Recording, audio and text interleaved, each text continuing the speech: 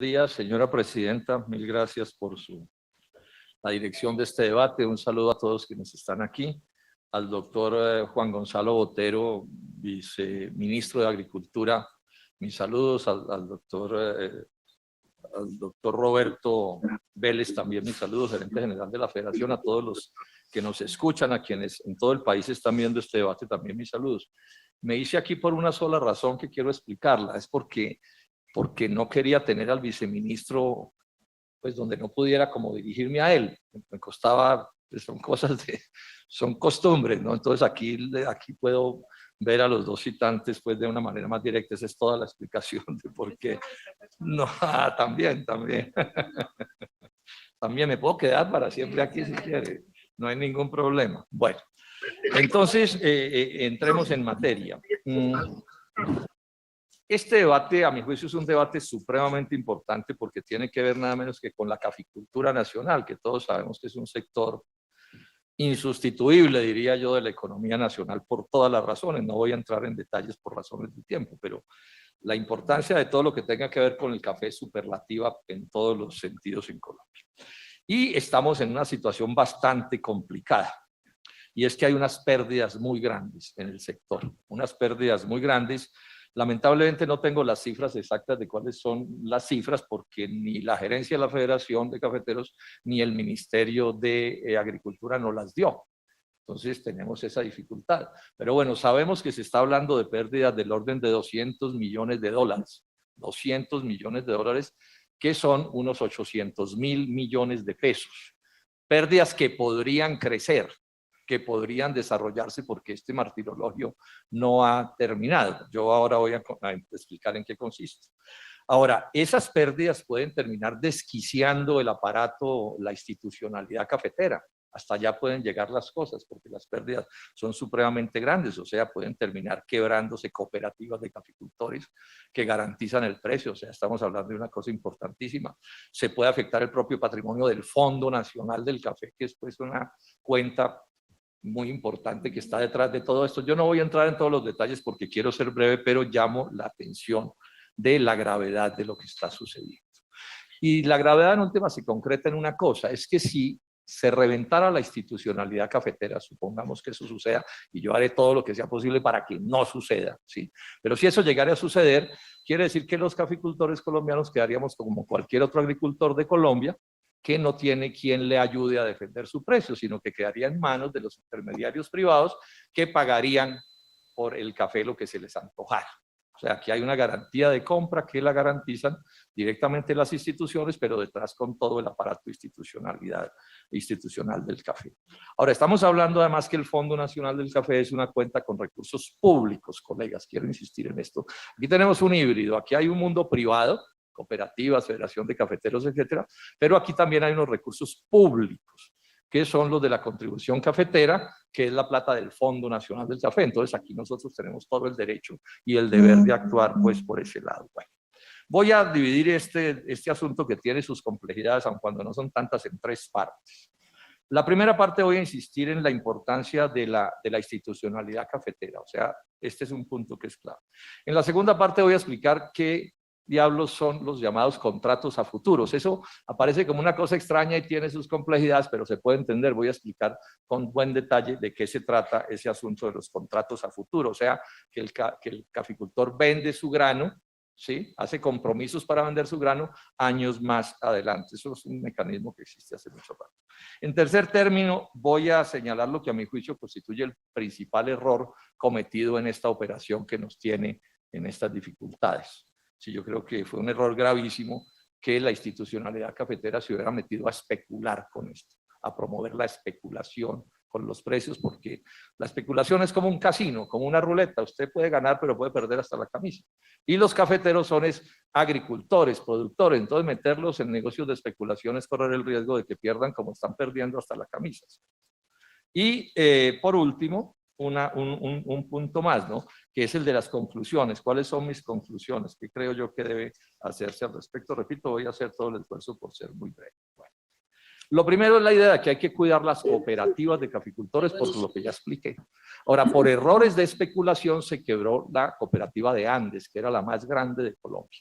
Las pérdidas por esa especulación, por andar, especular en este caso, ¿en qué consiste? Es como un casino, que uno juega a los precios del café suben, los precios bajan, sube el dólar, baja el dólar, bueno, pasan mil cosas, se cierra un puerto, no llega un barco y entonces los precios oscilan. Y si usted se mete en ese juego de intentar hacer ganancias, no por la producción, sino en el juego de comprar barato para vender caro, ¿sí? Pues usted corre el riesgo de que si hace mal sus cuentas pierde hasta la cabeza. Entonces, la cooperativa de caficultores de Andes, la principal cooperativa de caficultores, llega un gerente irresponsable al que no vigilaron como han debido vigilar, y este señor en maniobras de especulación financiera le dilapidó a esa cooperativa 130.000 millones de pesos. 130.000 millones de pesos, asociado con unos gringos de una transnacional en Miami que se llama la FC Stone, ¿sí? Que cobró comisiones por 4 millones de dólares por esas pérdidas. Bueno, y esa cooperativa el año pasado aparece ya quebrada, con pérdidas de 38.600 millones de pesos y en proceso de liquidación. De paso, digo una cosa, no puede desaparecer la garantía de compra en el suroeste de Antioquia ni en ningún sitio donde operaba la cooperativa de caficultores de antes. Eso tiene que estar perfectamente claro. O sea, este es en buena medida el centro de este debate. ¿Vamos a seguir defendiendo a los cafeteros o no? Pero llamo la atención, ese fue un error garrafal que nadie ha asumido, sobre el cual nadie ha asumido la irresponsabilidad. ¿Por qué ese señor gerente actuó como un irresponsable? Me dijo un cafetero importante, lo resumí en una frase, que esa plata se la robó el gerente. Yo no sé si la robó o no, pero por lo menos la perdió, la despilfarró, y hoy las víctimas son los cafeteros de esa región. Plata de los cafeteros, porque la plata de las cooperativas las ponen los asociados, que son los productores, no las pone el Estado colombiano, ni la Federación de Cafeteros, ni nadie. La paradoja es que en el mismo año en el que estalló esta crisis, que fue al final del 2019, por ahí hay un video del doctor Duque, el presidente de la República, hablando bellezas del manejo de esa cooperativa. El gobierno no se había dado cuenta de lo que estaba pasando. Ni el gobierno ni la Federación de Cafeteros. Tengo que decirlo con franqueza, o se dieron cuenta y no hicieron nada. Bueno, lo otro es esto, que lo quiero enfatizar. No pueden desaparecer las compras institucionales. Lo he dicho ya como 3 veces, pero lo enfatizo. Bueno, ¿cuál es la importancia del resto de las instituciones cafeteras? Esto es bueno aclararlo. O sea, las cooperativas no actúan solas. Las cooperativas son un instrumento del aparato grande que hay detrás, que es las instituciones cafeteras. Ya dije, garantizan el precio mínimo de compra, almacenan, trillan, exportan. O sea, ese es un instrumento complejo, las cooperativas. Pero detrás tienen un instrumento sin el cual todo esto no funcionaría, que se llama el Fondo Nacional del Café, que es una cuenta, pero que maneja, la administra la Federación de Cafeteros, pero maneja muchísima plata, respalda las exportaciones de las cooperativas, y en futuros, en esto de lo que estamos hablando, si no pagan las cooperativas, tendrá que pagar el Fondo Nacional del Café. O sea que aquí están comprometidos en este horror del que estamos hablando recursos públicos también. No solo la plata de las cooperativas, que ya están, o sea, ya tenemos, y no lo mencioné, pero tenemos ya un número grande de cooperativas perdiendo plata en Colombia sin necesidad de esta crisis de la que estamos hablando. 6 cooperativas hay en Colombia perdiendo plata de 33 que tenemos. O sea, esto es agravando cosas, problemas que ya venían desde antes. La Federación Nacional de Cafeteros, detengámonos un poco para los neófitos en esto. Esa es la institución muy vieja, desde 1927, que está detrás de toda la dirección de esto. Y la dirige, pues la jefatura máxima de los asuntos cafeteros es el Comité Nacional de Cafeteros, compuesto por ministros del gobierno y altos dignatarios elegidos por los caficultores afiliados a la Federación de Cafeteros, pero también digo esto, esto claro, señor viceministro, lástima que el ministro no haya venido. En últimas, en el Comité Nacional de Cafeteros manda el Estado colombiano. Yo esto lo he estudiado con todo detenimiento, sé exactamente lo que estoy hablando. No mandan, la última palabra allí no la tienen los cafeteros, la tiene el gobierno nacional. Inclusive hay un dicho que es muy común entre la gente que sabe de café, que los propios dirigentes de la Federación Nacional de Cafeteros dicen, vale más 1 centímetro de gobierno que 1 kilómetro de gremio. Pues a mí no me gusta que eso sea así, pero esa es la realidad. O sea que todo esto que estoy aquí analizando tiene una responsabilidad muy grande el gobierno nacional. El ministro de Agricultura hace parte del Comité Nacional de Cafeteros, etcétera. Entonces, bueno, señalo esto con claridad. Ahora, tiene mucho poder también la Federación de Cafeteros, obvio.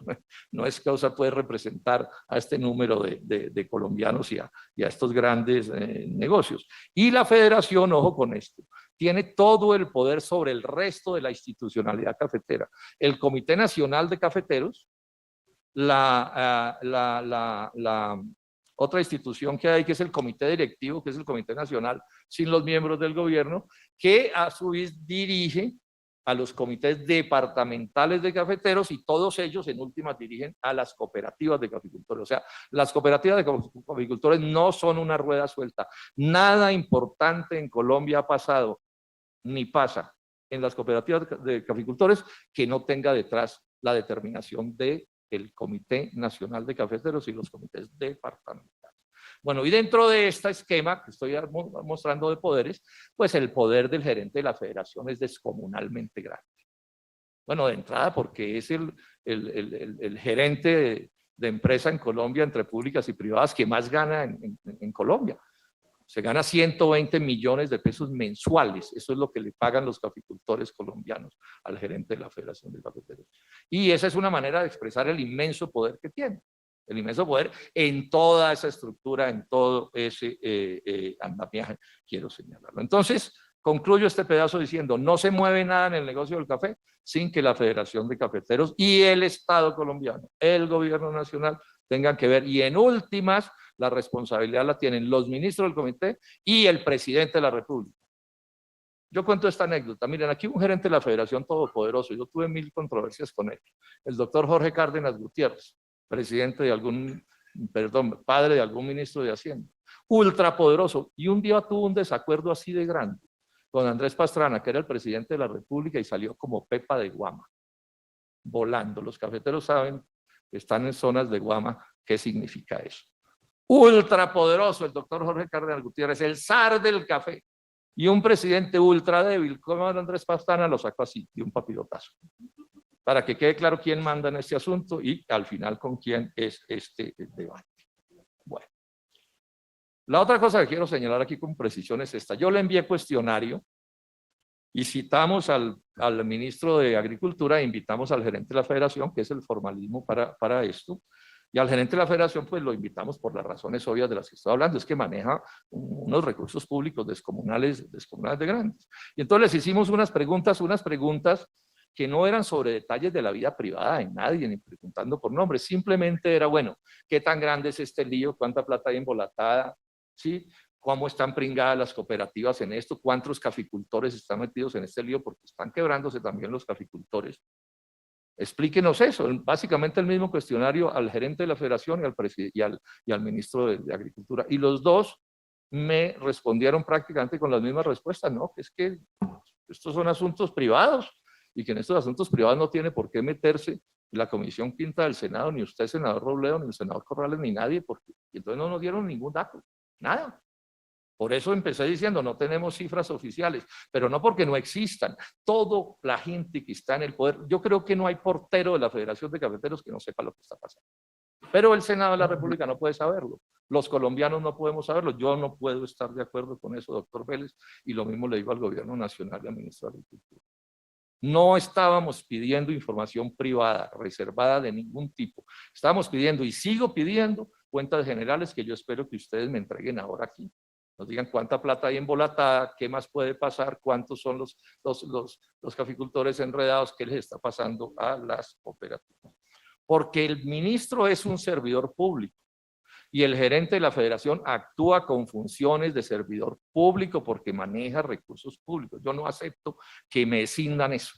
O sea, aquí no puede suceder que un particular maneja recursos públicos y no asume deberes de servidor público. Se cae de su peso que tiene que ser así, que tiene que ser así.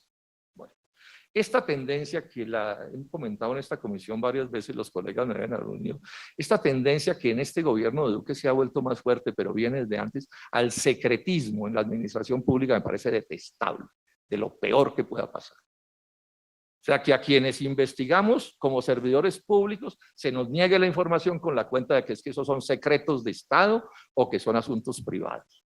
Esto para mí es un problema de principios, Porque yo no voy a decir que cada secreto oculte un acto de corrupción o de desgreño o irresponsabilidad, pero no hay acto de corrupción, desgreño o irresponsabilidad que no prefiera el secreto a la hora de investigar las cosas.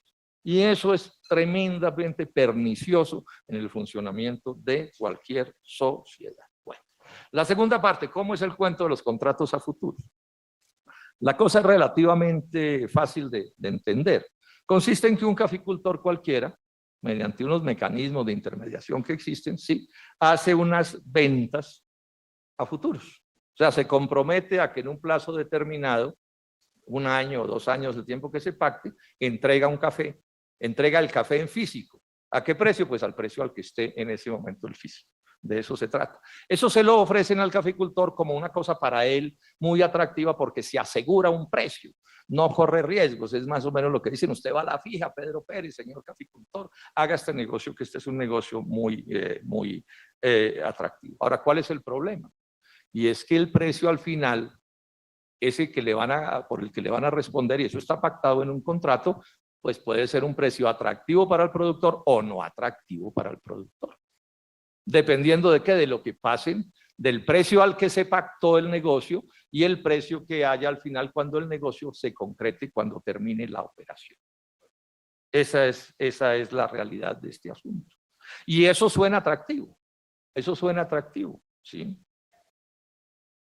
Entonces, si subieron los costos de producción, cambia todo. Si cambiaron los fletes, si cambió el dólar, si cambió el volumen de su cosecha, todo eso se afecta. O sea, eso es como una especie de tómbola, de una cosa que nadie sabe. Nadie puede dar certeza de qué va a pasar con un negocio de precios de café a futuro. Nadie sabe.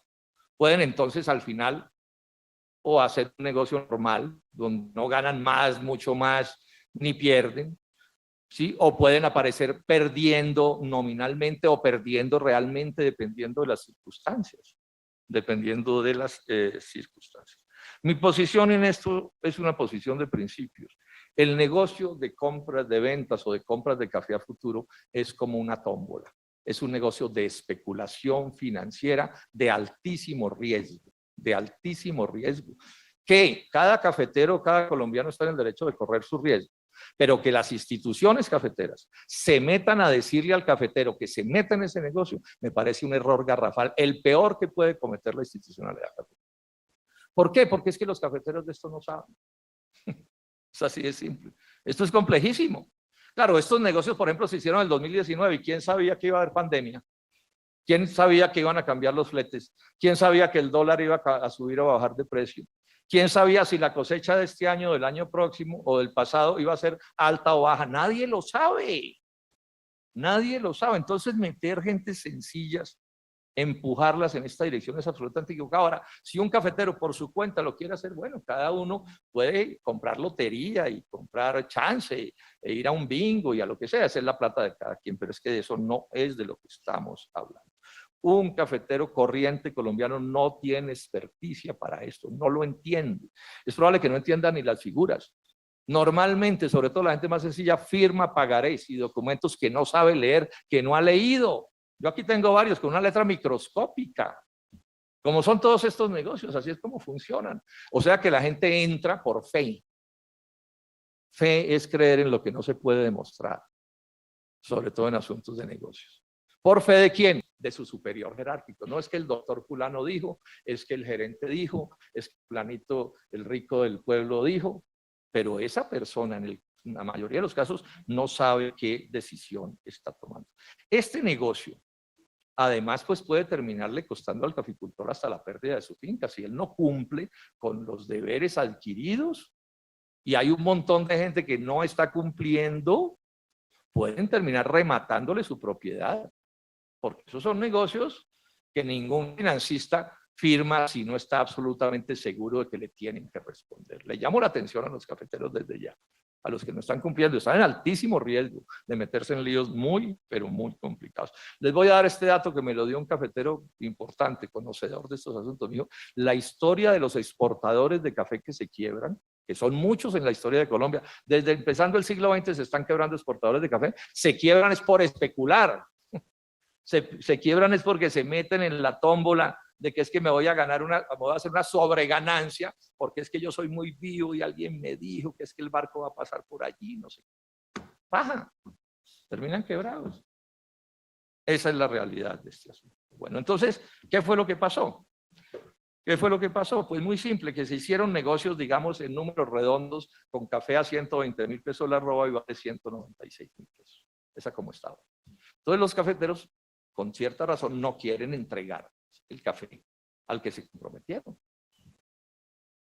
¿Por qué? Porque, bueno, pues porque ¿cómo se entiende ese negocio? Yo hago un negocio de una manera y el negocio cambió por completo y lo tengo que cumplir. Y claro, eso es lo que dice la norma, lo tiene que cumplir, pero la resistencia es obvia. La resistencia es obvia, eso no es un cuento. Pero además la resistencia es obvia es por otra razón. Y si no tiene el café y le toca irlo a comprar para pagar, porque hasta allá llegue el asunto, ¿cierto? Es que si el cafetero no tiene el café con que pagar, le toca irlo a comprar para pagar. Y resulta que le toca comprarlo a estos precios de ahora. ¿Cómo hace? Ese es el lío en el que tenemos. Ese es el lío que tenemos. Voy entonces a terminar. Creo que hasta aquí esto queda más o menos claro. Doy un paso más. Si el cafetero no paga, pierden las cooperativas de caficultores y pierde al final el Fondo Nacional del Café, porque eso se llama que repiten. O sea, la cooperativa se comprometió con alguien a entregar el café, ese que le debía entregar el cafetero. Entonces, si el cafetero no le entrega el café, la cooperativa tiene que salir a comprarlo para responder. Y lo mismo le pasa al Fondo Nacional del Café y a la Federación de Cafeteros, porque al míster al final hay que entregarle el café. Esto se resuelve es entregando café. Entonces, es una cadena de desastres lo que se va pegando. Es una cadena de desastres lo que se está pegando. Sé el nombre de una cooperativa, no lo voy a dar. Quiero ser en esto bien responsable, pero esa cooperativa ya tiene embolatados 140.000 millones de pesos en negocios de estos, en la información que me da. Y es probable que sea así, porque tiene un número grande de caficultores, algunos de ellos grandes caficultores, ¿sí? Que no les están cumpliendo y ellos tienen que cumplir. Entonces, este es el lío que tenemos. Este es el lío que tenemos. El cafetero no paga, no la cooperativa, o sea, no cumple, la cooperativa no cumple, el Fondo Nacional del Café, bueno, y todo esto, no sabemos. Yo sí quisiera saber eso, lo que hicimos, que nos lo hubieran explicado. ¿Cuánto tiene ya embolatado el Fondo Nacional del Café en esta operación? Esa es plata de nosotros, pública. Y no sabemos cuánta plata está embolatada, ni cuánta se va a embolatar más adelante. Bueno, entonces a esto le agrego una cosa, un llamado cordial a los cafeteros que no están cumpliendo y pueden cumplir, porque hay unos que de pronto pueden que no estén en capacidad de cumplir, pero a los que pueden cumplir les hago un llamado cordial a que cumplan, a que cumplan por distintos intereses, porque si no cumplen, atentan contra ellos mismos y contra sus familias. Porque los que tienen los pagarés les caen y los ejecutan. Y al final aquí hay unos gringos que son unas fieras para estas cosas. Pero además es contra las cooperativas que no cumplen, contra las cooperativas que les han ayudado toda la vida y los han respaldado. Y se pueden quebrar. Y esa traba es contra ellos. Y contra sus propios amigos cafeteros. Yo pregunto, el que no cumple porque no quiere, ¿con qué cara se sienta en un café a tomarse un tinto y ver al lado a los que sí están cumpliendo? Pero bueno, estas son decisiones que cada quien toma y yo no me meto en esos asuntos. Y sé que hay unos que no pueden, porque el negocio estaba tan mal diseñado que no. La tercera parte, y ya voy a terminar, yo estoy siendo muy breve en esto. La tercera parte es ¿cuál? Una cosa que ya he dicho varias veces, fue un error gravísimo que la institucionalidad cafetera hubiera upado estas operaciones. Aquí siempre ha habido privados que pueden hacer eso, lo hacen con las transnacionales o con el que sean. Pero existen las pruebas que muestran a la institucionalidad cafetera, declaraciones del propio gerente de la federación, el doctor Vélez Trinos, invitando a la gente a meterse a este negocio. Yo creo que eso es una irresponsabilidad, doctor Vélez, eso no se puede hacer. Porque ya expliqué las complejidades del negocio y la prueba de las complejidades del negocio es que miren el lío en el que estamos. Esa es prueba reina. Alguien me va a decir, no, pero que es que no sé qué, que era que no se sabía quién iba a calcular la pandemia. Es que el problema es que ese es un negocio a todos los riesgos. Si estalla una guerra mundial, usted también se lo llevó el diablo, lo que sea. Entonces mi pregunta es, ¿por qué un productor de café que no sabe de especulación financiera, que no sabe de bolsas, que no sabe de dólares, lo meten en eso? Si él lo que sabe es de fumigar, la recolección, de cómo preparar el suelo, de eso es de lo que sabe. Y la institucionalidad cafetera no lo puede empujar a que se meta a un negocio al que no sabe, no sabe. Aquí, por ejemplo, aquí tengo pruebas. Cafeteros tan pequeños que vendieron 1000 kilos, comprometieron 1000 kilos. ¿Cómo meten a una persona que tiene 1000 kilos, lo meten en este negocio? Eso no se puede hacer, para eso son las instituciones, entre otras cosas, para que haya escalonamientos en la comprensión de los fenómenos y se resuelvan a niveles distintos, porque si no, esta es la lotería. Parte del deber de un dirigente de cualquier tipo es proteger a sus afiliados, a sus agremiados. Entonces miren los costos que pueden cambiar en toda esta operación. Los costos de producción pueden cambiar.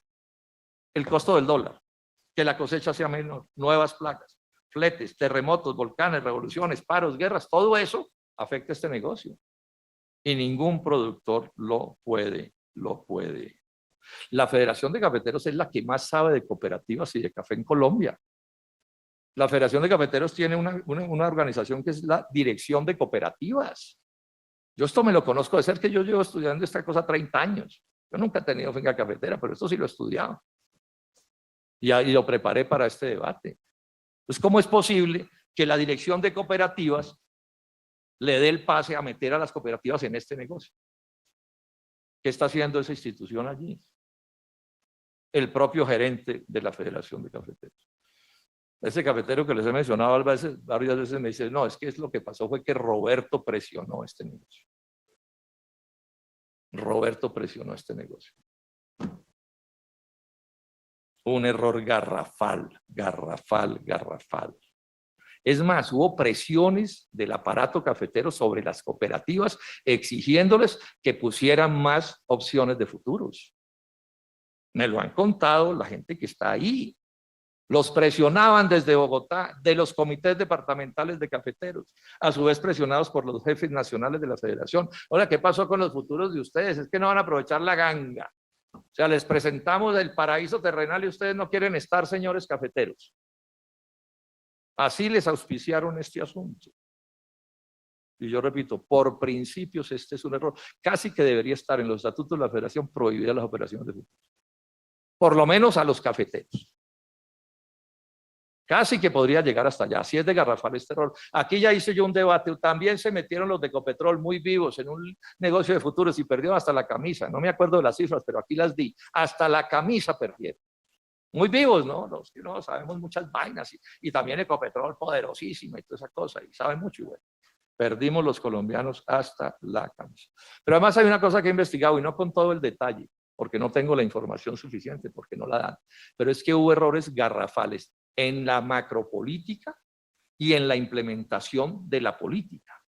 Entonces, por ejemplo, hubo contratos a futuros, una cosa que llaman en el mundo de la especulación en largo. En largo es que a muy largo plazo, a 3, 2 años del deber de cumplir. Repito, es una decisión que se toma hoy, pero usted asume el deber de cumplir al año, a los 2 años, a los 3 años, puede ser de cualquier número de años lo que se acuerde, porque ese es un acuerdo entre las partes. Y es obvio que en negocios de riesgo, y este es por definición un negocio de riesgo, porque es un negocio de especuladores, en el mundo lo controla la especulación, pues si el contrato es a 3 años, miércoles, el riesgo se dispara mucho más. Y si es a 2 años, también es embargo. A mí me decían, los privados también hacen estos negocios, pero suelen hacerlo a 1 año, en corto que llaman. Este es un error garrafal. ¿Cómo es posible que la Federación de Cafeteros tolere contratos en largo en este caso? Esa tenía que ser un requisito mínimo. ¿Son en corto o no se hacen? Punto. Protegiendo a la gente. No, esos contratos se hicieron sin coberturas, que también se pueden hacer. Lo que pasa es que las coberturas valen plata. ¿Qué son coberturas? Que usted hace un contrato de esos y si falla su expectativa, entonces hay como un seguro que lo protege. Tampoco tenían coberturas. Ahora, que un campesino de Belén de Umbría o de cualquier parte no entienda esto, no lo digo ni por molestarlo, ni nada, es con todo respeto, pero no tiene por qué entenderlo. ¿De cuándo acá? O un empresario agrícola que puede ser un duro en esto, posgraduado en el exterior que sabe mucho de café, pero no tiene por qué saber de esto. ¿Cómo los dejan meter en este asunto? Sería bueno también investigar, y no tenemos los datos, quiénes son los que están en estos negocios, porque no a todo el mundo le dieron contrato a futuro, hay que decirlo con toda claridad, porque estos tienen sus cupos y sus controles. Entonces, bueno, ¿cómo escogieron a los que sí y cómo escogieron a los que no? Eso yo también quisiera saberlo. Ahora, para mala suerte de ellos, ¿no? Sí, porque les terminó yendo bastante mal. Bueno, concluyo entonces con estos temas. Esto ya es un desastre, yo no sé de cuánto es, pero puede empeorarse bastante de aquí para allá, no sabemos. Sí, o sea, ¿qué sucede bueno, es que el mundo está en un enredo muy tenaz? ¿Qué sucede si el dólar se va a 5.000? Digo yo alguna cosa. Y se puede ir. ¿Sí? ¿Qué sucede si ese enredo de los buques y todas estas vainas se complica todavía más? O sea, aquí puede pasar de todo, ¿no? Muchos cafeteros entonces pueden arruinarse porque no pueden pagar además. No es porque no quieran, sino porque no pueden. Si su cosecha no le da, ¿cómo lo hace? ¿Cómo sale a comprarle a un vecino un café carísimo para cumplir? Eso no lo puede hacer. O pueden equivocarse porque se ponen y dicen, no, es que yo no pago y entonces yo no pago porque, bueno, ese es otro error que se puede cometer. Pueden quebrarse o debilitarse en exceso las cooperativas de caficultores. Eso puede suceder, depende del tamaño de los líos que tenemos. Digamos algo que suena muy duro y espero que no suceda, pero lo menciono, podría hasta quebrarse o debilitarse en exceso el Fondo Nacional del Café, que está al final respondiendo por todas estas operaciones. O sea, podría destruirse o debilitarse en exceso la institucionalidad cafetera. Y claro, aquí hay unos tiburones de las finanzas globales y que operan en Colombia esperando a ver cuándo pueden acabar con la garantía de compra. Es que esto tiene enemigos de verdad, este no es un cuento. O sea, que hay tiburones por el mundo entero con chequeras descomunales, moviéndose, aprovechando cualquier circunstancia que les permita sacar competidores. Y aquí no hay sino un estorbo grande para estos linces de las transnacionales, porque todos esos son fichas de las transnacionales, que es la institucionalidad cafetera. ¿Se imagina, presidenta, cuánto le van a pagar por el café a un campesino en algún municipio de Boyacá si no hay institucionalidad cafetera? Pues nada. Si hoy no les pagan nada, porque está demostrado que al cafetero del precio final último del café, al cafetero colombiano, ayer lo oí decir, le llegan como 2 o 5 o 6 centavos. Entonces miren lo que nos podría pasar. Miren lo que nos podrían pasar. Ahora, no tengo la certeza para poder hacer más precisiones porque hay una operación de tapa en tapa en que yo rechazo y se lo digo señor gerente de la federación y se lo digo al ministro. Nosotros tenemos el derecho a conocer las cifras. Los cafeteros colombianos tienen derecho a conocer todas las cifras. Yo no estoy pidiendo un solo nombre propio de nadie, pero a mí sí me tienen que decir, en la cooperativa de caficultores de tal parte hay embolatada tanta plata en tantas operaciones. El Fondo Nacional del Café tiene embolatada tanta plata en tantas operaciones, lo tienen que decir. ¿A cuenta de qué? Porque es secreto. La otra cosa, ya voy terminando, llamado a la Contraloría General de la República, los invitamos, no están aquí. La Contraloría General de la República está aquí. La Contraloría está aquí. Sí, conectados. Ah, conectados. Bueno, entonces yo le espero que a la Contraloría General de la República una investigación sobre esto y espero los primeros informes este mes. No el año entrante, señor Contralor General de la República, no el año entrante. Es de Pereira, sabe la gravedad de lo que está pasando, lo que le está pasando a la cooperativa Risaralda. O sea, aquí tenemos que unirnos todos a ver cómo vamos a hacer las cosas. No estoy pidiendo nada, señor Contralor, ya se lo pedí por escrito, pero aquí se lo ratifico. Unas cifras simples, sin nombres propios, sin nada, pero unas cifras que permitan saber qué está pasando. Y que además empiecen a hablar de soluciones. Porque la federación en la respuesta me dice, no, es que estamos diciéndole a las cooperativas que no sé qué. No. Yo, a mí no me echen eso. Y deben soluciones de mejor, yo quién va a perder la plata. Porque al final, por eso, el meme que sacamos publicitando esto, nos preguntamos, bueno, ¿quién va a perder los 200 millones de dólares? Si esa es la cifra, más o lo que sea, la cifra que sea. Entonces yo le solicito muy cordialmente a la Contraloría unas primeras cifras de fondo y le solicito también una investigación a fondo, que nos miren el detenimiento por qué terminamos en este absurdo y por qué se hizo mal, chapucera fue la contratación que se hizo. Y hasta aquí voy a decir una cosa que hubiera preferido no tener que decir, pero la voy a decir. Yo creo que los funcionarios responsables de estas cosas deben responder. O sea, Colombia no puede seguir siendo un país donde pasan cosas como estas y nadie responde. Y y pasan los días y los meses y nada pasa. Lo que casi nos pasa con la señora Udineme.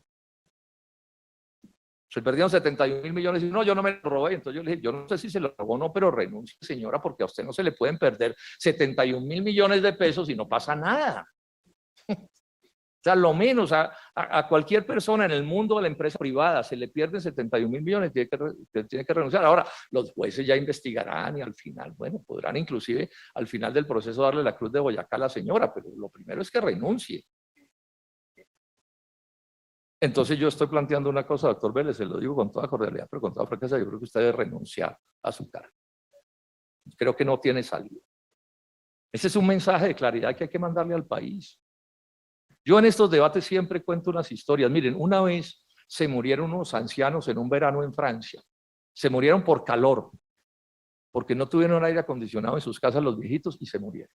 Renunció el ministro de Salud. Y no fue que el ministro les apagó el aire acondicionado ni les metió zancadilla a los viejitos, no. Es que en un país como Francia, un país serio, no se puede morir un anciano porque de calor o la. En la China una vez una leche adulterada mató a unos niños. ¿Se acuerdan de esa historia? Eso salió en los medios. Se envenenaron las criaturas. ¿Qué les pasó? Pues yo no me acuerdo cuál, pero algún ministro tuvo que renunciar. Pues que es un mensaje que el Estado le manda a los chinos o a los franceses diciendo, oye, nosotros aquí respondemos por nuestros actos. De la misma manera que cuando al funcionario le va súper bien, le ponen una medallita y bueno, pues sí se la ganó, pues yo no me opongo. ¿Y por qué digo, señor gerente de la federación, que debe renunciar? Porque usted tenía el deber de no inducir esta operación e incluso casi que prohibirla, advertir, no la hagan, cafeteros, no se metan en eso. Eso es de alto riesgo. Ahora el que se quiera meter es una decisión personal, pero mi posición institucional es que en eso no se deben meter. Además se implementa mal la operación, como si no fuera de riesgo. Además no nos dan la información que estamos pidiendo, nos la habían dado y nos la han dado a los medios de comunicación también, y a los medios de comunicación también hay que dársela. El último cafetero de la última cooperativa de este país tiene derecho a conocer estas cifras. Es que la plata es la que le está perdiendo, entre otras cosas.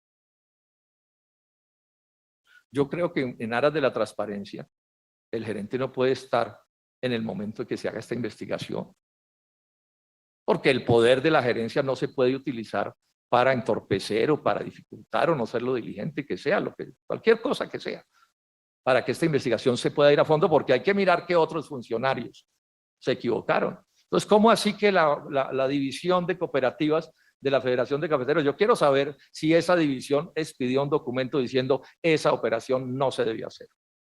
Era su deber. O sea, necesitamos que la investigación pueda ir hasta el último punto. Bueno, necesitamos una gerencia nueva que se apersone de esta crisis y tome los correctivos que haya que tomar. Que empiezan por uno solo que no puede fallar, y es que la institucionalidad tiene que mantenerse.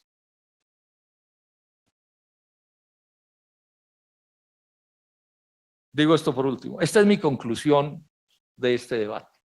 Pero también digo una cosa. Digo, voy a escuchar con toda tranquilidad al gobierno nacional y al gerente de la federación. Y dependiendo de lo que oiga, me ratifico o no en esa posición. Yo veo difícil modificarla porque creo que los hechos son incontrovertibles, pero bueno, si hay otros argumentos los escucho con tranquilidad. Muchísimas gracias, señora presidenta. Sí, yo oigo ciertas intervenciones y a uno le da la impresión de que aquí no está pasando entonces nada, que todo está muy bien y que todo es muy normal y que cuál es la discusión y dónde está el problema. Pero resulta que aquí hay hechos que son muy complicados. O sea, en la cooperativa de Andes se perdieron 130.000 millones de pesos. Hace nada, en esta administración de la Federación Nacional de Cafeteros. ¿Dónde estaba la oficina de cooperativas de la Federación de Cafeteros mientras esa plata se perdía? ¿Se perdía o se la robaron? Es una pregunta que se hacen los caficultores del suroeste de Antioquia con los que yo hablo. 130.000 millones de pesos. en especulación, así se llama eso, especulación, apostando a los sub y bajas de los precios para embolsillarse una plata, asesorados por una transnacional gringa. Me imagino que eso era la prueba de que todo estaba perfecto, porque había una transnacional incluida en el asunto. En el balance de esa cooperativa del 2018 aparecían contratos a futuros por 50.890 millones de pesos. Entonces no me digan que los contratos a futuros son una cosa 100% inocente. No, es que hacen esos torcidos es con contratos a futuros, cosa que no quiere decir que todo contrato a futuro sea un torcido, pero que sí quiere decir que los contratos a futuros facilitan torcidos. Y el mundo está lleno de especuladores, eso no es un invento mío, eso lo sabemos todos. Lleno de especuladores está el mundo y se mueven por Colombia haciendo de las suyas. ¿Qué le vamos a hacer? Esas son realidades que están ahí. Y hoy esa cooperativa, la principal cooperativa de Colombia, está quebrada.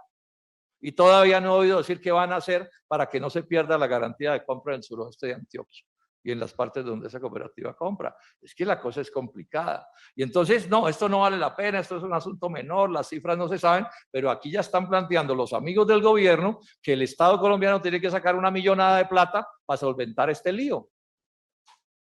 Y entonces no hay problema. O sea, no hay problema, pero necesitamos que el Estado colombiano saque otra montaña de plata para darle a la caficultura y que quede constancia que yo estaba en todas las luchas de los cafeteros. Esas luchas del SIC, en esas estuvimos, respaldando la movilización de los cafeteros para que esas platas aparecieran. ¿Cómo se llama? De los 1.3 billones. Cuando el paro del 2013, del PIC, eso. Es fácil entender si se quiere. ¿Sí?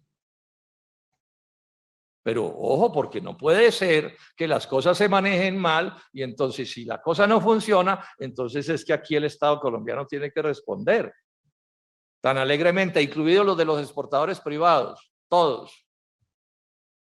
Entonces fíjense que no es tan menor el asunto del que estamos hablando. Y este debate, si no lo cito yo, nadie lo cita. Si no lo cito yo, nadie lo cita. Porque claro, este es un debate que no le gusta a los amigos del gobierno ni al gobierno. Es obvio que no le gusta. Pues por las cosas que estamos diciendo. Y que de dónde aparecen las cifras, son las cifras que hacen, las cuentas que hacen los especialistas, porque el gobierno ni la federación las dan cuando han debido darlas. Me van a decir a mí que la Federación de Cafeteros no sabe cuántos contratos hay incumplidos en las cooperativas de caficultores a una fecha determinada. Yo no estoy pidiendo las fechas de ayer. O sea, van a decir que hace 2 meses, lo que estuviera incumplido hace 2 meses, no lo saben la Federación de Cafeteros. Yo no estoy pidiendo las cifras de los exportadores privados. Estamos pidiendo las de las instituciones cafeteras. Y me dicen que no saben. O sea, ¿ustedes no saben? Doctor Vélez, ¿usted no sabe eso? ¿Usted se atreve a decirme a mí que usted no sabe cuáles son las cifras de esta crisis? El propio doctor Corrales, ¿será que no lo sabe tampoco? Será, bueno, corren por las redes de WhatsApp, corren muchas cifras y es probable que usted sea el único que no lo sepa, de los amigos del gobierno y de la federación. Pero sería el colmo. Pues yo diría una cosa, si la Federación de Cafeteros no sabe, estoy hablando de la institucionalidad, no sabe cuántas cifras estoy hablando, pues otra razón para que renuncie el gerente general. Otra.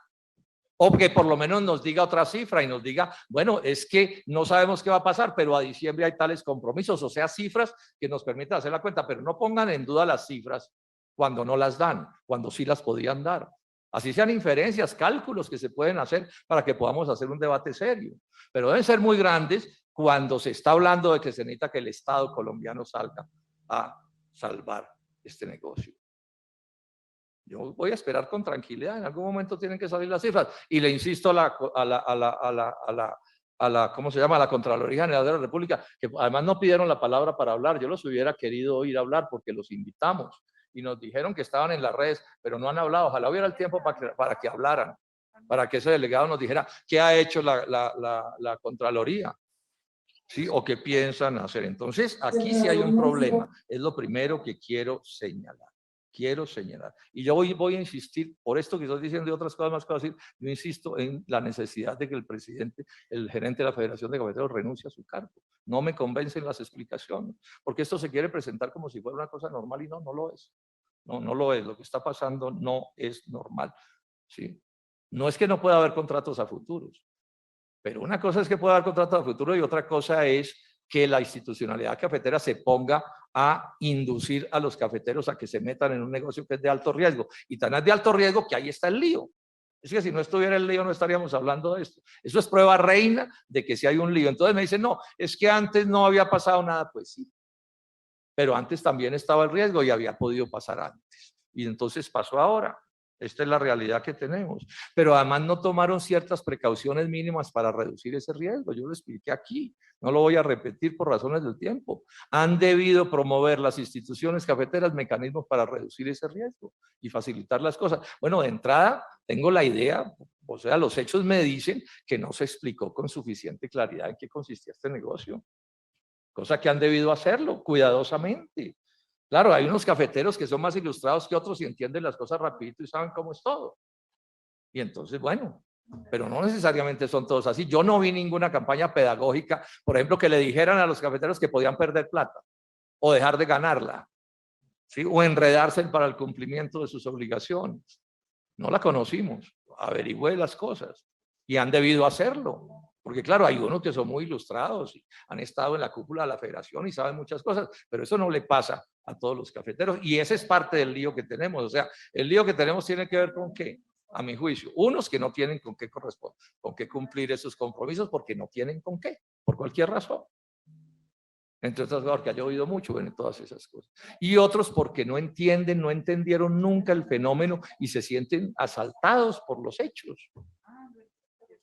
Y esas son las realidades que están ahí. Y otros pagan muy frescos porque les sobra la plata. Bueno, hay de todo. Pero el hecho cierto es que aquí hay un problema grave y repito, tan grave es que ya se está hablando de que el Estado salga a auxiliar a todo el mundo. Cooperativas y no cooperativas, a todo el mundo. Entonces no debe ser que el lío es tan de menor cuantía. Es la otra cosa que quería señalar. Y termino con con un comentario más o con dos comentarios más, que tampoco lo puedo dejar pasar, ¿sí? El tema de la institucionalidad cafetera, ese ha sido un debate de toda la vida. Yo he estado en este debate 30 años, o más de 30 años, 40 años. Entonces aquí siempre se quiere confundir las instituciones cafeteras con los errores que puedan cometer los directivos de las instituciones cafeteras y son dos cosas distintas. Aquí siempre ha habido un discurso que si alguien cuestiona algún error de la Federación de Cafeteros, entonces es un ataque a la institucionalidad. Yo tengo una ventaja sobre esto, es que llevo 30 años hablando y hay centenares de artículos míos, libros, de todo. Y el que sea capaz de mostrar que el senador Jorge Enrique Robledo se ha puesto a la institucionalidad cafetera o ha pedido que se desmonte, pues renuncio a mi credencial de senador. No he hecho más que defender esta institucionalidad cuando nadie la defendía en Colombia, además. Cuando nadie la defendía en Colombia por fuera de la institucionalidad en la que yo nunca he estado y nunca le he sacado un centavo de esa institucionalidad, ni a nada. O sea, la he defendido por convicciones, que además las pido para el conjunto de la economía nacional. Pero si alguien de esa institucionalidad comete un error, pues toca decirlo, porque ¿cómo hacemos? ¿Cómo hacemos? Probablemente si se hubiera actuado con la diligencia debida, en el caso de la cooperativa de Andes, no estaríamos en el lío en el que estamos, de pronto, porque no se actuó con la diligencia debida. Y yo creo que en este caso tampoco se actuó con la diligencia debida. Ahora, que nos dicen que esta es la solución perfecta, que porque es la solución de todo el mundo, bueno, ese es un debate que tenemos. Quienes creen que el mundo es perfecto y quienes creemos que las cosas son susceptibles de hacerse de maneras diferentes, y no se hace. Es más, en la institucionalidad cafetera existió una época en que había precios de sustentación y esas cosas que dejaron morir o que las acabaron porque les pareció en el discurso neoliberal que eso era un crimen. ¿Cómo no correr riesgo si es que el riesgo es parte de la vida y viva el riesgo? Y no reduzcan los riesgos, eso es parte de los debates que nos ha tocado librar en estos 30 años. Nosotros defendiendo una institucionalidad, la defensa del productor, de todos. Entonces yo me ratifico realmente en todo lo dicho, no encuentro que hayan podido refutar las razones que yo di en este debate. Muchas gracias, señora presidenta.